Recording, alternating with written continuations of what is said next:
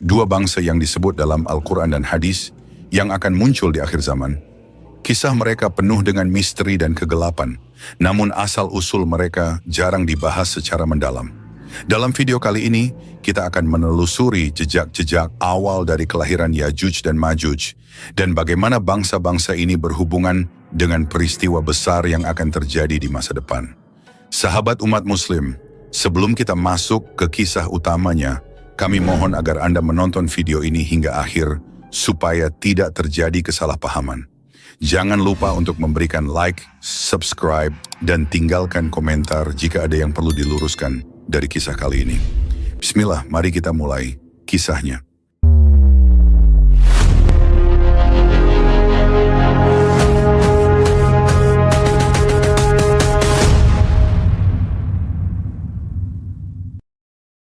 Nabi Nuh alaihissalam adalah seorang nabi yang dikenal memiliki usia yang sangat panjang, mencapai 950 tahun. Dalam perjalanan hidupnya, Nabi Nuh alaihissalam dikaruniai anak laki-laki, Ham, Sam, dan Yafits. Dari keturunan mereka inilah, umat manusia berkembang menjadi berbagai bangsa dengan sifat dan karakter yang berbeda-beda. Ham, anak pertama, menurunkan bangsa Habsyi dan Zangi yang dikenal dengan kulit mereka yang gelap. Sam, anak kedua, menjadi leluhur bangsa Arab, Romawi, dan Ajam. Sedangkan Yafits, anak ketiga, memiliki keturunan yang disebut sebagai bangsa Turki Barbar, Mongol, serta dua bangsa yang menakutkan, Yajuj dan Majuj. Namun, tidak semua sejarah ini hanya sekadar garis keturunan yang normal. Ada kisah yang lebih kelam, lebih dalam, mengenai bagaimana Yafits melahirkan keturunan yang tidak biasa, yakni golongan manusia yang kuat, brutal, dan liar. Golongan ini bukan hanya sekadar manusia biasa, mereka memiliki kekuatan luar biasa dan menjadi ancaman besar bagi umat manusia. Yafits memiliki seorang anak bernama A'aj, yang kemudian melahirkan A'uj. Dari A'uj lahirlah Unuk, sosok yang disebut-sebut sebagai manusia raksasa, makhluk besar dengan ukuran tubuh yang jauh melampaui manusia biasa. Menurut riwayat, Unuk dikenal sebagai seorang yang sangat kuat, bahkan mampu berjalan melintasi benua hanya dengan beberapa langkah. Dia bisa menyentuh langit dengan tangannya dan mencabut pohon terbesar di Mesir hanya dengan satu gerakan tangan. Ketika Nabi Nuh diperintahkan oleh Allah Subhanahu wa Ta'ala untuk membangun bahtera raksasa guna menyelamatkan umatnya dari banjir besar, Unuklah yang diminta oleh Nabi Nuh untuk mengambil kayu dari pohon terbesar di Mesir. Unuk dengan tubuh raksasanya melakukan perintah itu tanpa kesulitan. Namun meskipun memiliki tubuh yang besar, Unuk tidak memiliki kecerdasan dan kebijaksanaan seperti Nabi Nuh alaihissalam. Dia lebih dikenal sebagai makhluk yang cenderung bertindak impulsif dan egois tanpa memikirkan dampak tindakannya terhadap orang lain. Saat banjir besar terjadi, air yang menenggelamkan dunia tidak mampu menenggelamkan Unuk. Tubuhnya yang sangat besar memungkinkannya untuk tetap berdiri di tengah-tengah lautan. Hanya puncak kepalanya yang menyembul di atas air. Meskipun banyak yang tenggelam, termasuk mereka yang menolak mengikuti Nabi Nuh, Unuk tetap bertahan. Gunung Ararat, yang merupakan salah satu gunung tertinggi di dunia, hanya menyisakan puncaknya yang kelihatan, dan Unuk berdiri di sana seperti raksasa penjaga. Namun meskipun tubuhnya selamat, jiwa Unuk tidak terlepas dari kekosongan. Kehidupannya yang panjang membuatnya kehilangan makna. Ketika zaman berganti dan generasi manusia baru bermunculan, Unuk mulai merasakan kehampaan yang mendalam. Seiring dengan berjalannya waktu, dia merasa semakin terisolasi dari dunia manusia, dan hal ini membuatnya mencari cara untuk tetap relevan. Di suatu masa, Unuk tiba-tiba muncul di negeri Rum, sebuah kerajaan yang megah dan penuh dengan kekayaan. Dengan langkah besar dan suaranya yang menggema, dia datang menghadap raja negeri tersebut. Unuk menginginkan sesuatu yang aneh dan tak masuk akal. Dia meminta seorang gadis sebagai pendampingnya. Gadis yang dia inginkan tentu harus sesuai dengan ukurannya yang raksasa. Raja negeri Rum yang tidak pernah menghadapi permintaan seperti itu sebelumnya, terkejut dan panik. Wajahnya pucat, tangannya bergetar. Bagaimana mungkin mencarikan seorang gadis yang sebesar Unuk? Tak ada manusia biasa yang bisa sebanding dengan makhluk raksasa ini. Namun Unuk bukanlah makhluk yang bisa diabaikan begitu saja. Dengan suaranya yang menggema di seluruh penjuru istana, dia mengancam akan menenggelamkan seluruh negeri Rum jika keinginannya tidak dipenuhi. Jika engkau tidak bisa memenuhi keinginanku, wahai raja, Unuk menggeram, akan aku tenggelamkan seluruh negerimu dengan air laut ini. Tidak akan ada yang tersisa. Raja, dalam ketakutan merasakan jantungnya berdetak kencang. Dia tahu bahwa Unuk tidak sedang bercanda. Dengan pikiran yang cepat, Raja meminta waktu untuk memenuhi permintaan Unuk. Dia berjanji untuk mencarikan gadis yang diinginkan oleh makhluk raksasa itu. Namun dia membutuhkan waktu. Berikan aku waktu, wahai Unuk, kata Raja dengan nada merendah. Berikan aku 12 tahun. Dalam waktu itu aku akan memastikan engkau mendapatkan gadis yang sesuai dengan keinginanmu. Unuk dengan kesabaran yang tidak biasa mengangguk setuju. Dia tahu bahwa Raja tidak mungkin menipunya. Jika dalam 12 tahun permintaannya tidak terpenuhi, maka dia akan menenggelamkan seluruh negeri dengan amarahnya. Selama berbulan-bulan, Raja yang bijaksana itu memutar otak demi menyelamatkan kerajaannya dari ancaman Unuk, raksasa yang tak tertandingi. Unuk bukan hanya ancaman bagi rakyat, tetapi juga bagi kestabilan seluruh wilayah. Setiap kali ia datang, ia menuntut yang mustahil dan mengancam akan menghancurkan kerajaan jika keinginannya tak terpenuhi. Dalam kegelisahan itu, sebuah rencana besar mulai dijalankan. Membuat patung raksasa yang menyerupai gadis cantik untuk memuaskan hasrat Unuk. Raja mengumpulkan semua ahli pemahat terbaik dari penjuru negeri. Mereka adalah orang-orang terpilih yang memiliki keterampilan luar biasa dalam memahat batu-batu besar dan merubahnya menjadi bentuk yang indah. Tugas yang mereka terima bukanlah hal yang mudah. Mereka diperintahkan untuk memahat gunung batu menjadi patung gadis yang sempurna, sebuah mahakarya yang tak hanya indah tapi juga harus menggairahkan. Raja memberikan mereka waktu 12 tahun untuk menyelesaikan pekerjaan itu.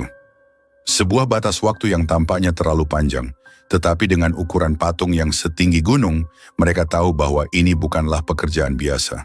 Hari demi hari suara palu menghantam batu-batu keras terdengar bergema di seluruh kerajaan.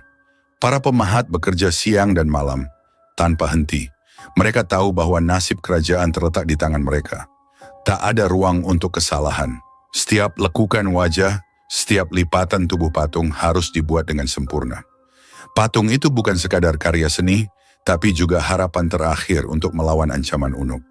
Setelah 12 tahun berlalu, akhirnya patung itu selesai. Sebuah karya monumental yang menjulang tinggi, menyerupai gadis cantik yang tidur terlentang. Wajahnya tampak lembut namun menggoda, dengan mata tertutup seakan sedang dalam mimpi. Patung itu benar-benar tanpa sehelai pakaian pun menambah kesan sensual yang memang diharapkan oleh Raja dan para penasihatnya. Di dalam patung itu, perutnya dikorek dengan hati-hati dan diisi dengan daging mentah. Daging-daging itu dimasukkan melalui liang kemaluan patung. Sebuah ritual aneh yang dipercaya oleh Raja akan membuat patung tersebut tampak lebih realistis bagi Unuk.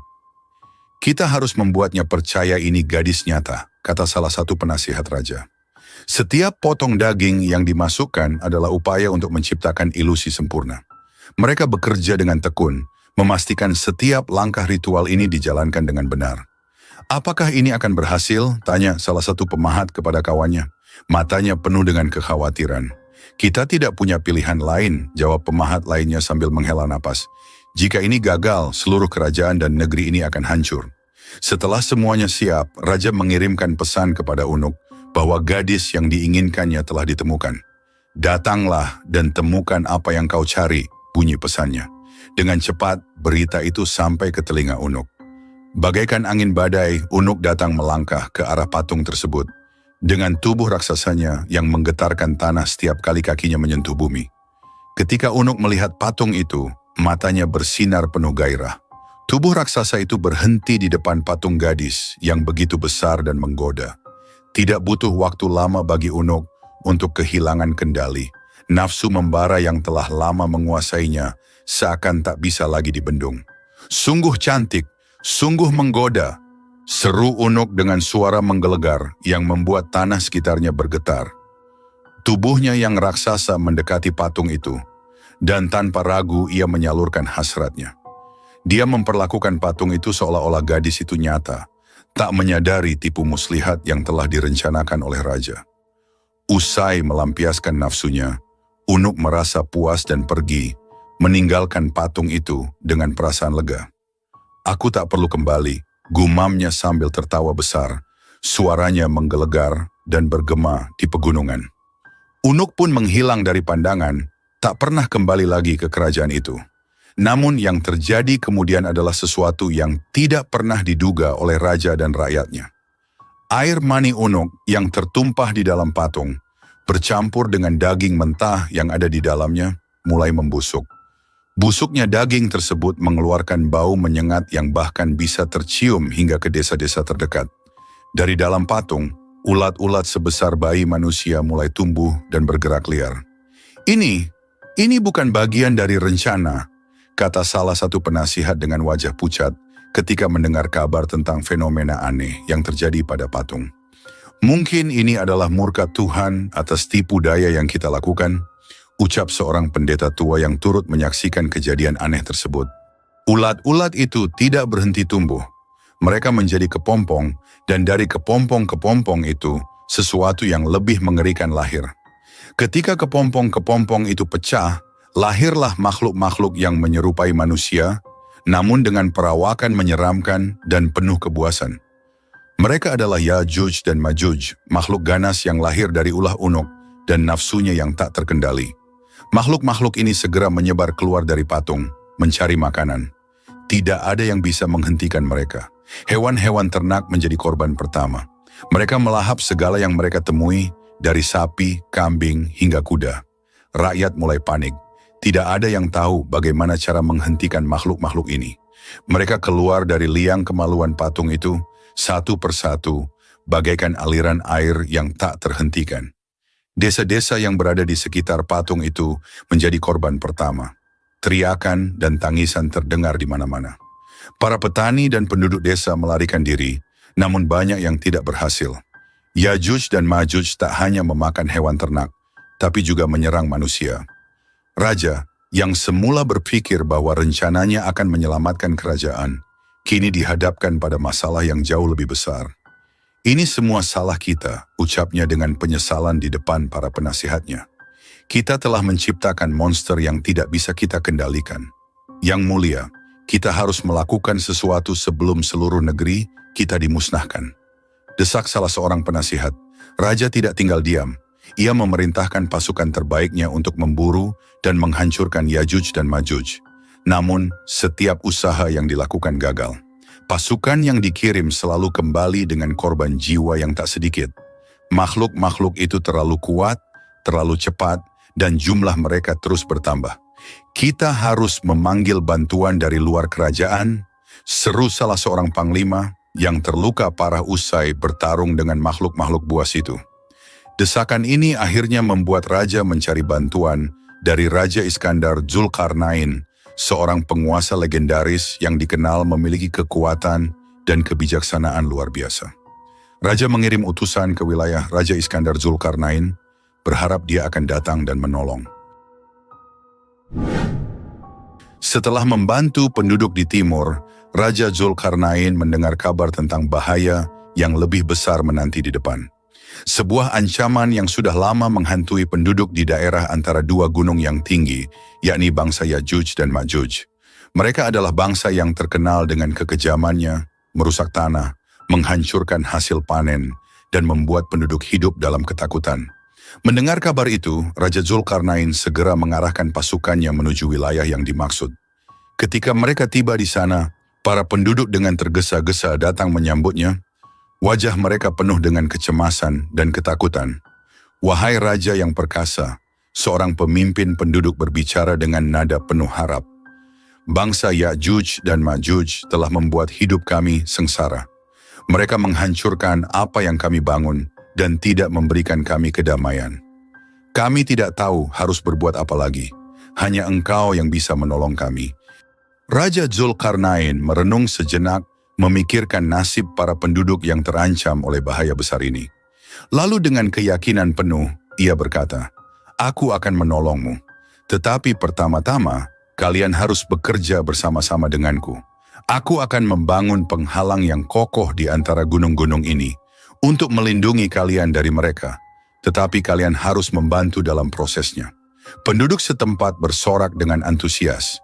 Mereka bersedia melakukan apapun untuk melindungi tanah mereka dari bangsa yang kejam itu. Maka dimulailah proyek besar pembangunan tembok antara dua gunung tersebut. Setiap hari, penduduk dan pasukan Raja Zulkarnain bekerja bahu-membahu. Mereka mengumpulkan potongan-potongan besi, batu, dan segala bahan yang bisa digunakan untuk membangun tembok yang kuat.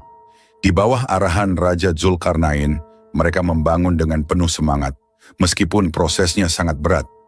Suatu hari, ketika matahari mulai tenggelam di balik pegunungan, salah seorang pekerja mendekati Raja Zulkarnain dengan wajah kelelahan. "Tuan, pekerjaan ini terasa sangat berat. Apakah kita akan sanggup menyelesaikannya?" Raja Zulkarnain menatap pria itu dengan penuh keyakinan. "Setiap pekerjaan besar membutuhkan pengorbanan. Ingatlah, ini bukan hanya untukmu, tetapi untuk anak-anakmu, untuk generasi-generasi yang akan datang. Dengan tembok ini, kita akan melindungi mereka dari kehancuran." Pria itu mengangguk, merasa semangatnya kembali berkobar. "Kami akan terus bekerja, tuanku. Terima kasih atas bimbinganmu." Raja Zulkarnain tersenyum, lalu kembali memantau jalannya pembangunan. Setiap kali ada kesulitan, dia hadir untuk memberikan solusi.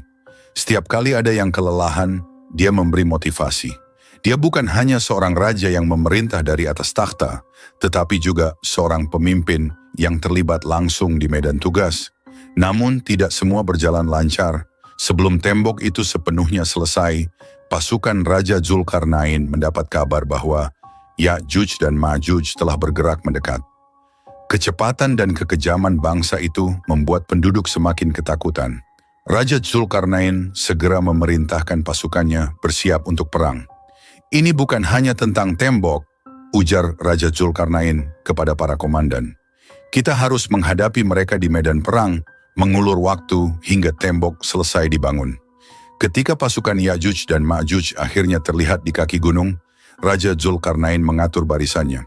Dengan perisai yang bersinar di bawah sinar matahari dan pedang terhunus, pasukan Raja Zulkarnain berdiri kokoh, siap menghadapi gelombang serangan. Pertempuran berlangsung sengit. Ya'juj dan Ma'juj menyerbu dengan kekuatan yang tak terbendung.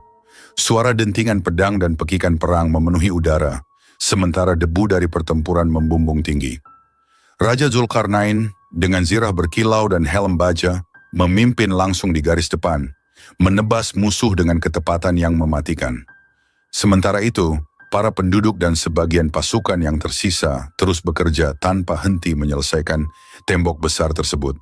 Di tengah kobaran perang, Raja Zulkarnain dan pasukannya bertempur dengan gagah berani, menghalau Ya'juj dan Ma'juj sejauh mungkin dari tembok yang belum rampung. Saat malam tiba, kedua belah pihak kelelahan. Namun Ya'juj dan Ma'juj tidak menunjukkan tanda-tanda mundur.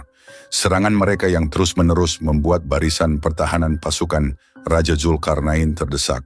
Namun di saat genting itulah, para pekerja akhirnya menyelesaikan bagian terakhir dari tembok besar.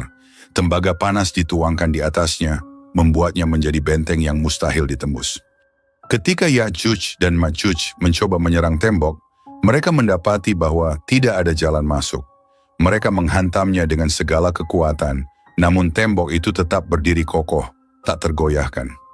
Akhirnya, setelah serangan tanpa henti, Ya'juj dan Ma'juj terpaksa mundur, tertahan oleh tembok yang kini memisahkan mereka dari negeri yang mereka rusak selama bertahun-tahun. Kemenangan yang diraih bukan hanya kemenangan militer, tetapi juga simbol kebesaran keadilan yang ditegakkan oleh Raja Zulkarnain. Pasukannya bersorak dan para penduduk menangis haru, menyaksikan tembok yang kini melindungi mereka dari bahaya besar. Raja Zulkarnain berdiri di depan tembok yang baru selesai dibangun, memandang ke arah pegunungan di mana Ya'juj dan Ma'juj terperangkap. Ia menarik napas dalam, menyadari bahwa misi besarnya telah tercapai. Dengan tembok yang kokoh itu, negeri-negeri di timur akan hidup dalam damai untuk waktu yang lama. "Ini bukanlah kemenangan untuk kita," kata Raja Zulkarnain kepada pasukannya yang berkumpul di sekitarnya. "Ini adalah kemenangan bagi mereka yang kita lindungi dan kemenangan bagi keadilan yang harus kita tegakkan di seluruh penjuru bumi. Setelah tembok itu berdiri kokoh, Raja Zulkarnain berbicara kepada rakyat di daerah tersebut. Ini adalah perlindungan yang Allah berikan kepada kalian. Tapi ingatlah, suatu hari nanti, Ya'juj dan Ma'juj akan keluar lagi ketika waktunya tiba, sebagaimana telah ditetapkan oleh Allah. Sampai saat itu, tetaplah berpegang teguh kepada kebenaran dan jangan berbuat zalim kepada sesama. Dengan amanat itu, Raja Zulkarnain meninggalkan mereka, melanjutkan perjalanannya untuk menyebarkan keadilan dan kebaikan di dunia. Ia tahu bahwa setiap perjalanan membawa tantangan baru, tetapi dengan iman yang kuat dan kebijaksanaan, ia siap menghadapi segala sesuatu yang akan datang. Di dalam kegelapan goa, Ya'juj dan Ma'juj tidak pernah berhenti. Setiap hari pemimpin mereka berdiri di depan mereka dengan tangan terkepal, memimpin serangan tak kenal lelah terhadap tembok itu. Hari ini adalah hari kita akan berhasil, seru pemimpin mereka, memompa semangat para pengikutnya. Kita telah mendekati kebebasan. Dengan raungan yang menggelegar, mereka mulai melubangi tembok sekali lagi. Suara dentuman keras terdengar ketika tangan mereka yang kuat menghantam besi dan timah. Peluh mengalir dari tubuh mereka yang besar, namun mereka tidak menunjukkan tanda-tanda kelelahan. Mereka adalah makhluk yang penuh dengan kekuatan liar, nafsu kebebasan yang tak terbendung. Dan setiap kali mereka melihat cahaya matahari yang menyelinap masuk dari lubang kecil yang berhasil mereka buat, harapan mereka menyala. Namun seperti biasa, pemimpin mereka mengingatkan, "Pulanglah, besok kita akan melanjutkan lagi." Saat mereka meninggalkan lubang itu, setiap kali keajaiban terjadi. Dinding itu kembali seperti semula, tanpa jejak sedikit pun dari usaha mereka. Frustrasi mulai merasuki mereka. Mereka tidak mengerti apa yang menyebabkan dinding itu selalu kembali utuh. "Ini tidak masuk akal," teriak salah satu dari mereka. "Apa gunanya kita bekerja keras setiap hari jika hasilnya selalu sia-sia?" Pemimpin mereka tetap tenang, meskipun dalam hatinya ia pun merasakan keputusasaan yang sama. Namun, ia tidak boleh menunjukkan kelemahan di depan pengikutnya. Kita hanya harus terus percaya pada janji Allah Subhanahu wa Ta'ala. Saat waktunya tiba, tidak ada yang bisa menghentikan kita. Dan mereka terus berusaha, hari demi hari, meskipun setiap kali mereka melihat secercah harapan dalam bentuk cahaya matahari, mereka harus menunggu lagi hingga keesokan harinya. Sampai akhirnya tibalah hari yang telah Allah Subhanahu wa Ta'ala tetapkan.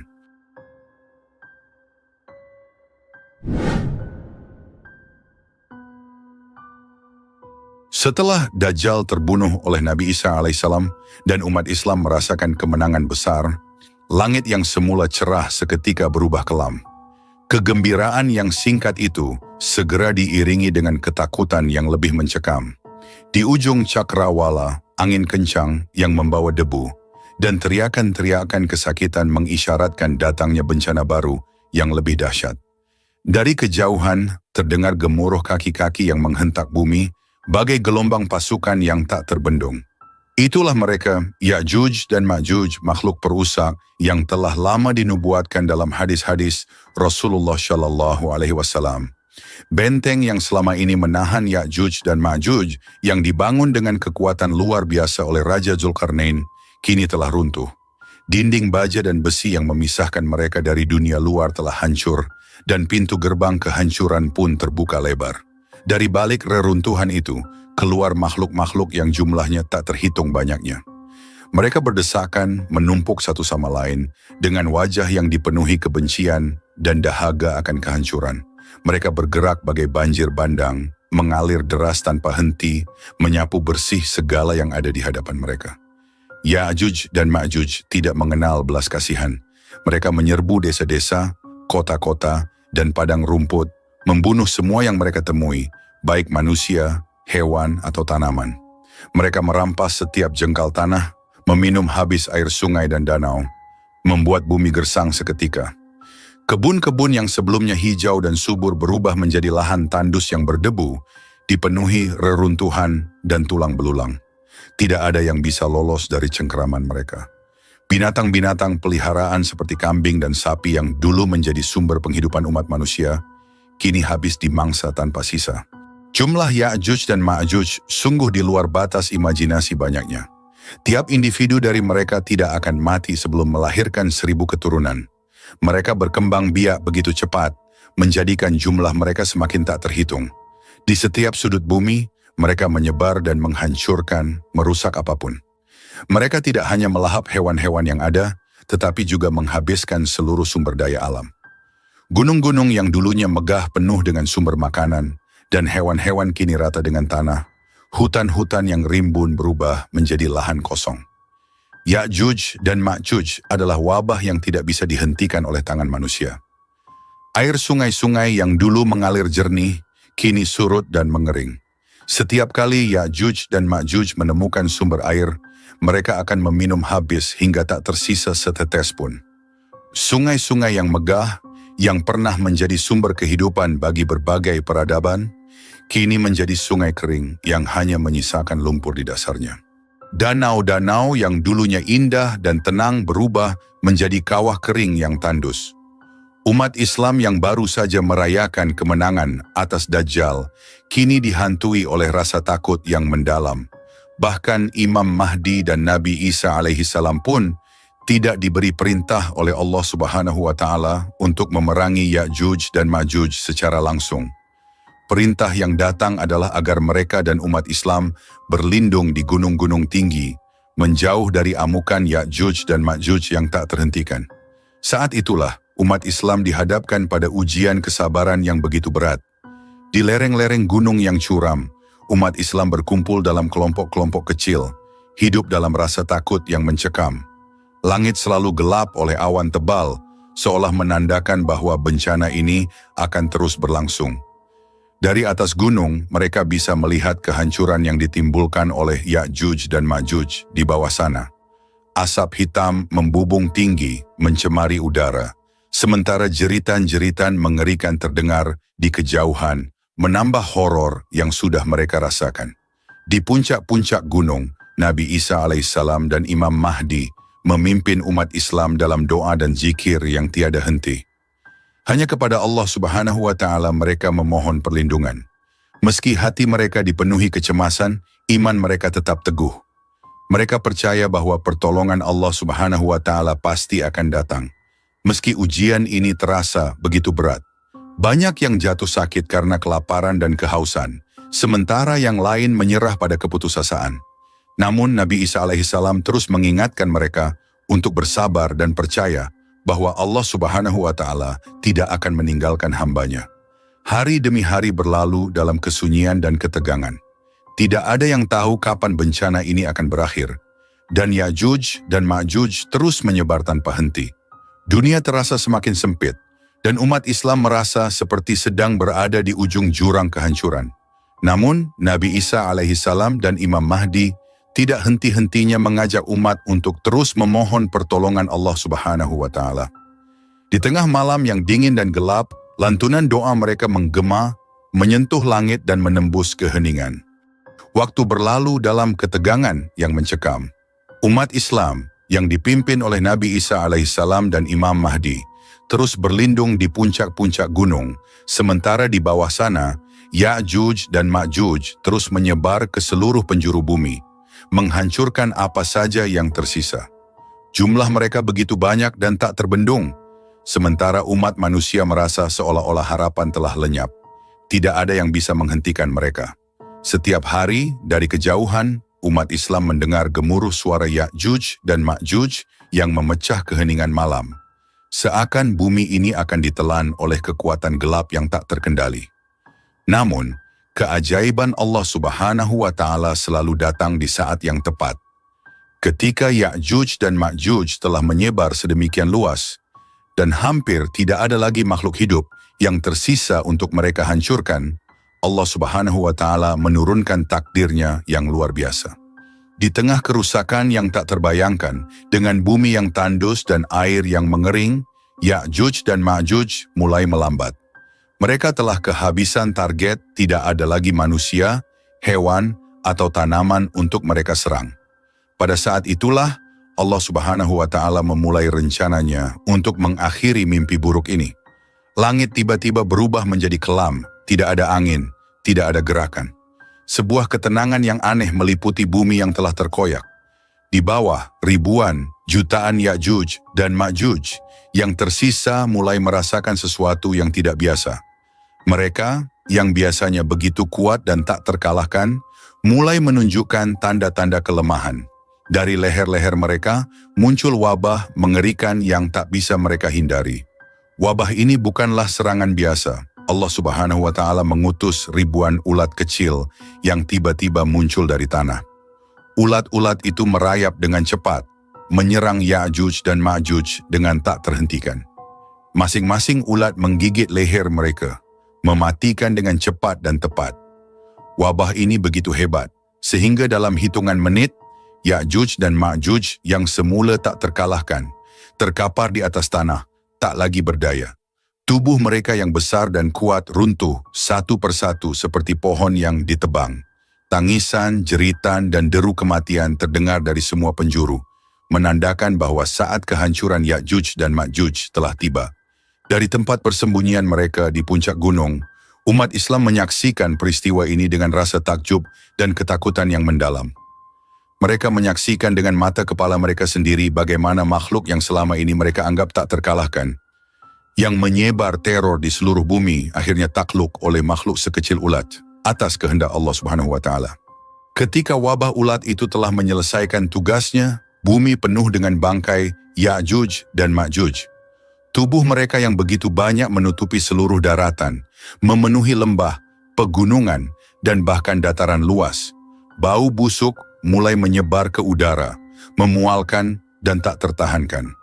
Bumi tampak seperti lautan bangkai yang mengerikan. Tempat tidak ada kehidupan yang bisa bertahan.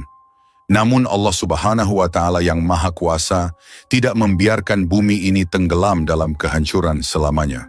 Setelah Ya'juj dan Ma'juj dimusnahkan oleh wabah, Allah Subhanahu wa Ta'ala mengutus pertolongan lain. Dari langit, ribuan burung besar tiba-tiba muncul, terbang dalam formasi yang rapi dan mengerikan. Burung-burung itu sebesar unta, dengan sayap yang membentang lebar dan kekuatan yang luar biasa. Burung-burung ini bukanlah burung biasa. Mereka adalah makhluk yang diutus oleh Allah Subhanahu wa Ta'ala untuk membersihkan bumi dari bangkai-bangkai Ya'juj dan Ma'juj yang kini berserakan di mana-mana. Burung-burung raksasa itu dengan cepat menyambar bangkai-bangkai Ya'juj dan Ma'juj, mengangkat tubuh-tubuh besar itu dengan cakar mereka yang kuat. Mereka terbang tinggi di langit, membawa bangkai-bangkai tersebut ke tempat yang hanya diketahui oleh Allah Subhanahu wa Ta'ala. Dalam hitungan jam, burung-burung itu membersihkan bumi dari jutaan mayat Ya'juj dan Ma'juj. Setiap bangkai diambil, setiap sisa tubuh diangkat ke tempat yang dikehendaki oleh Allah Subhanahu wa Ta'ala. Umat Islam yang menyaksikan kejadian ini dari puncak gunung merasa kagum dengan kekuasaan Allah Subhanahu wa Ta'ala. Mereka tak henti-hentinya mengucapkan syukur dan memuji kebesarannya. Kehancuran yang dibawa oleh Ya'juj dan Ma'juj yang semula tampak mustahil untuk dihentikan, kini telah dihapuskan sepenuhnya oleh kehendak Allah Subhanahu wa Ta'ala. Setelah burung-burung raksasa mengangkat seluruh bangkai Ya'juj dan Ma'juj, bumi masih dipenuhi dengan sisa-sisa kotoran dan bau busuk yang menyengat. Kehancuran yang mereka timbulkan meninggalkan bekas yang mendalam, tidak hanya dalam bentuk fisik, tetapi juga dalam jiwa umat manusia yang selamat. Mereka masih bisa merasakan jejak kengerian dari hari-hari panjang ketika Ya'juj dan Ma'juj merajalela. Namun, Allah Subhanahu wa Ta'ala dengan rahmat-Nya yang tak terbatas tidak membiarkan bumi ini tetap kotor dan tercemar. Tak lama setelah burung-burung raksasa pergi, langit yang kelam mulai memancarkan kilatan cahaya. Guntur menggelegar dan angin kencang mulai bertiup, membawa aroma segar yang belum pernah dirasakan umat manusia dalam waktu yang sangat lama. Hujan pun turun, bukan hujan biasa, melainkan hujan deras yang tak tertahankan. Butir-butir air yang turun dari langit begitu deras dan bersih, membersihkan setiap sudut bumi yang telah dihancurkan oleh Ya'juj dan Ma'juj. Air itu mengalir deras, membersihkan setiap sisa kotoran, setiap jejak kehancuran yang tersisa. Bumi yang tadinya kotor dan penuh dengan bau busuk, kini mulai bersih kembali. Setiap lembah, setiap gunung, Dan setiap dataran yang dipenuhi bangkai dan kotoran, kini dibasuh oleh hujan yang dikirim oleh Allah Subhanahu wa Ta'ala. Hujan ini berlangsung selama beberapa hari, tak pernah berhenti. Umat Islam yang sebelumnya terkurung di puncak gunung karena ketakutan, kini bisa merasakan kedamaian.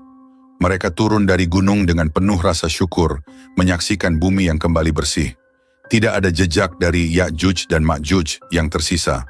Bumi ini seolah-olah baru saja diciptakan kembali, segar dan murni, seperti ketika pertama kali Allah Subhanahu wa Ta'ala menurunkannya untuk manusia. Setelah bencana besar ini berakhir, umat Islam kembali ke dataran dengan perasaan lega dan syukur. Mereka menyadari bahwa mereka telah melalui salah satu ujian terberat dalam sejarah umat manusia. Ketika Ya'juj dan Ma'juj telah dihancurkan dan bumi dibersihkan, Nabi Isa alaihissalam dan Imam Mahdi memimpin umat untuk memulai kembali kehidupan baru. Mereka membangun kembali desa-desa dan kota-kota yang telah dihancurkan, menanami kembali tanah yang gersang, dan mendirikan kembali rumah-rumah yang roboh. Namun, lebih dari itu mereka membawa pelajaran yang sangat berharga.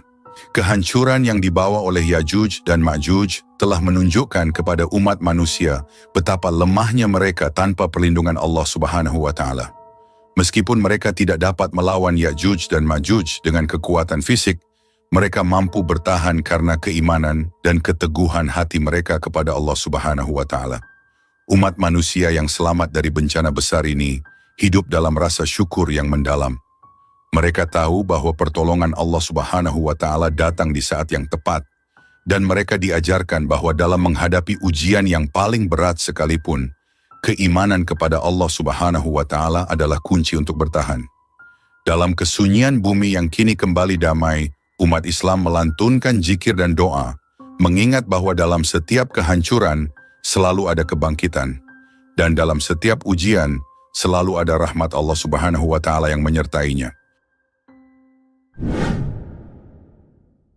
Sahabat umat muslim, kisah tentang Ya'juj dan Ma'juj yang penuh dengan pelajaran dan tanda-tanda akan datangnya hari kiamat.